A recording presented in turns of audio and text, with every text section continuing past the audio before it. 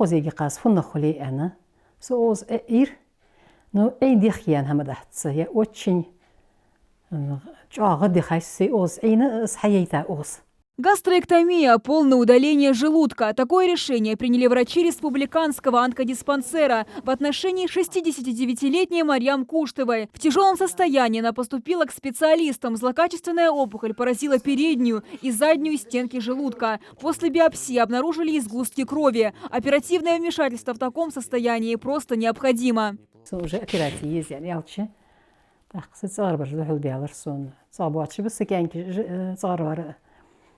мол озъегят, осходат зи сложной операции звожья. Ну, قصاندو حلات موج سيبيز مبوحت уже согласиться ديادرس. تاق حنا تاق أشد خا محمد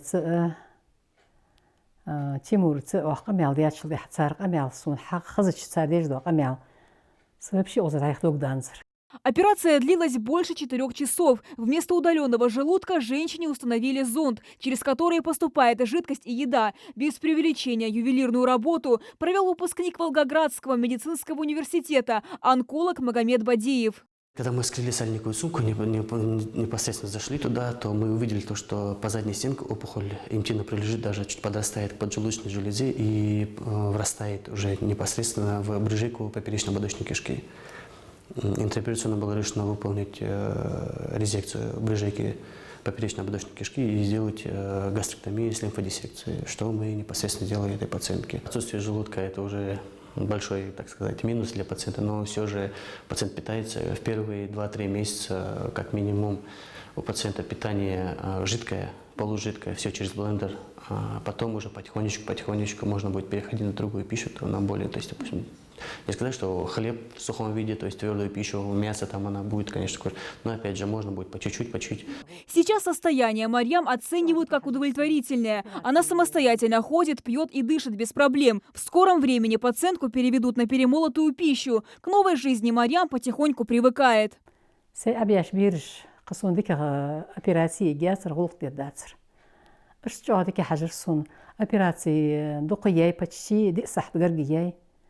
لا تعيش معك يحصل ميالش معسون تيجي فخر مالهر خانزر نجوا сложную операцию хани. Такие операции для нашей республики большая редкость. Связано это в основном с тем, что пациенты предпочитают оперироваться в других регионах, рассказывают хирурги. У нас есть возможность сделать эти операции, но у нас есть очень хорошие хирурги в отделении, которые работают и в колопроктологические операции делают, на операции на толстой кишке. У нас есть маммологи, которые делают и пластики, и делают секторальные резекции, удаляют полностью молочную железу, мастектомию радикальную. У нас есть врачи-онкогинекологи, которые оперируют непосредственно и матку с придатками удаляют полностью.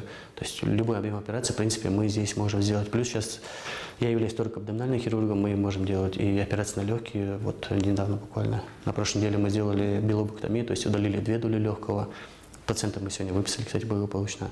Современное оборудование, квалифицированные врачи, неоднократно доказавшие свой профессионализм. Сегодня республиканский онкодиспансер не уступает лучшим зарубежным клиникам, оснащенностью операционных и лабораторий. Каждое отделение полностью оборудовано. Здесь можно проводить как оперативное вмешательство при лечении рака, так и химическую и лучевую терапию. В этом году онкодиспансер также пополнился новым оборудованием. Очередную партию уже привезли. Сейчас оборудование устанавливают, а специалисты проходит инструктаж. Вот это вот у нас будет эффект, будет боль лучше коагулировать. У нас идет приемка одного из дополнительных пунктов оборудования.